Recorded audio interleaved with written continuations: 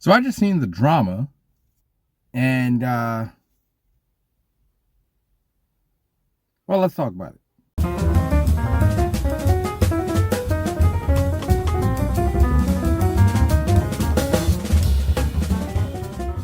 So I don't know how I can really get into this without like talking about what the movie is really about, because I think the intrigue of the movie is based off of what the secret is. So let me size that up without exposing what the secret is real quick, and then I'll let you decide if you want to keep going. In the trailer, you got these two people, Robert Pattinson's character and Zendaya's character, they're getting married, and they're asked, "What's the worst thing you've ever done?" And revelation comes out about what the worst thing they've ever done is, and it throws the whole relationship into question. And now we have what the trailer presents as hijinks. Like this movie is billed as a romantic comedy. I don't know that I would have built it that way, having now seen it. I mean, like, it's not that there aren't comedic elements in it. I mean, I do see how they arrived at comedy, but I wouldn't have built it that way. So this is a story about a secret that could potentially disrupt this entire relationship, and however it is you see that going down, it may or may not go down that way. And if that intrigues you, if the question of, what would be bad enough for you to call off a wedding with somebody that you really love at the last minute, that intrigues you, go watch the movie. I could talk about the acting, it's great. I could talk about the tension that you feel in the movie that's there. But I really want to talk about the central question of this movie, and I just feel like I need to talk about what the revelation is. I'm not going to spoil the whole movie, but what the revelation is, I think we can just talk on that basis. So basically, I think the movie is great. I think it's really intriguing. It's my second favorite movie of the year so far. So if you got the time, go watch it. Everybody does a great job in it.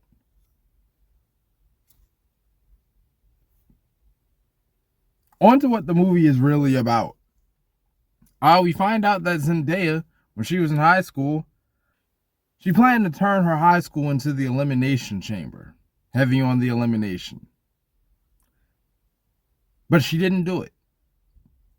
There are circumstances that those are the things I won't get into. There are circumstances that stopped her from doing it. And she actually ended up becoming like the biggest advocate against that kind of thing. And now everybody is reacting. Which brings up the what I feel is the central question of the movie: is a bad action taken worse, better, or equal to a worse action not taken? Should you be judged by your worst choice, like the worst thing you've done?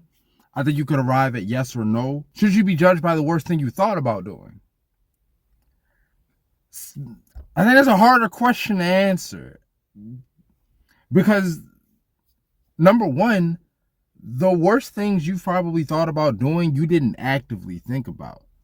It's probably just like your brain just does things, and it suggests things to you, and it takes you places, especially if you have an imagination. So, there's that.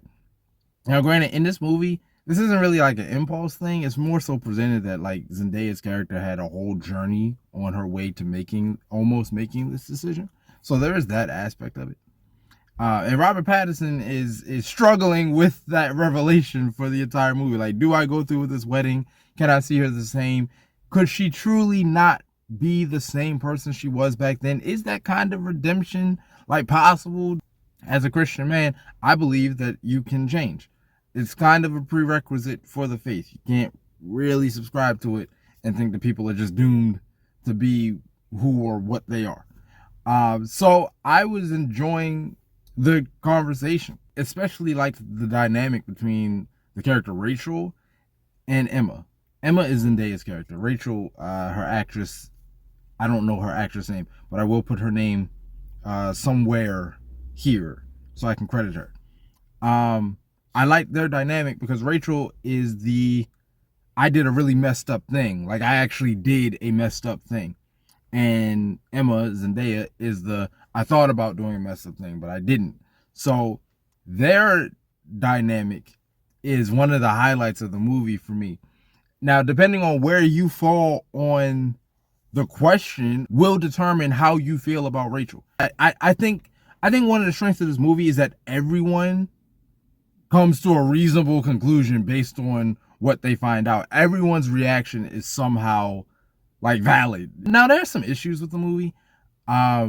In particular, Rachel, the character Rachel, has a cousin, and the cousin appears in the movie, but having now seen the whole movie, I'm not entirely sure why. Like, I know why the character was discussed by Rachel, because without that aspect of Rachel's character, her perspective would have been a little undercooked. So the existence of her cousin brings it home.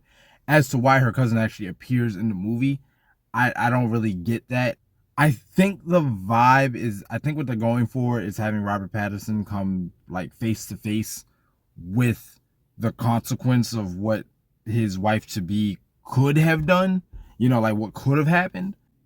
And I understand that, but it felt like an isolated scene. I'll also say there were a little bit of pacing issues toward the end. I got the sense that we could not rush to the climax. I don't think you should rush to the finale, but at a certain point, we had all the information necessary. We dragged it out for like 10 additional minutes that we could have shaved that off. It's not like the silver bullet. It's not the nail in the coffin or anything like that.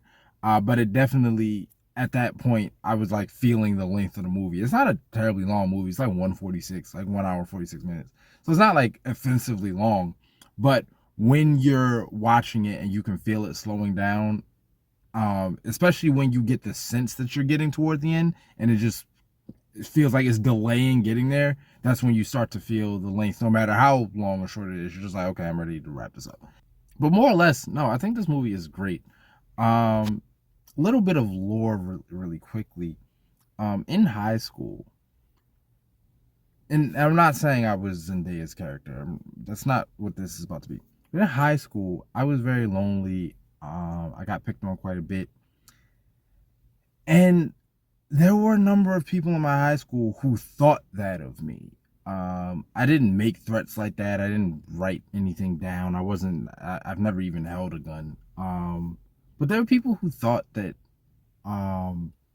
I would come to that in my school. There were people in my school who thought that would be me. And I wondered when I was older, I didn't really have the bandwidth to think of it then, but I wondered when I was older, like, if you thought that I could be that, or that I would be that, why did you continue to treat me the way that you treated me? I once I got older and really reckoned with that and processed some of my time in high school, I couldn't make sense of that part. Like, I could make sense of the bullying. I could make sense of people not taking me seriously. I could make sense of why I was off-putting to people. I was a loner. I dressed dark. I didn't like to talk a lot. I didn't smile a lot. I watched a lot of like dark things like 1,000 Ways to Die and all that kind of stuff, and played into finding that stuff cool, even though like I kind of knew deep down it was cringe or whatever, but I would kind of indulge in it because that's what I was known for. So I was just like, fuck it, if that's what you think of me, cool. So I made sense of like all of that, but I never could make sense of, you think I'm on this path and you're pushing me further down it. Why? So I put that in there because the movie seems to make an honest attempt to have the conversation about how culpable the rest of the world is for these things that happen. The culture, the people, all the aspects. It seems to take a swing at that conversation, and I respect the bravery. So I definitely recommend the movie. If you have the time, go make it happen. I'm so glad that Robert Pattinson tapped into something deeper during this movie, because for a while there, like in the early parts of the movie, felt like we were about to get Edward 2.0.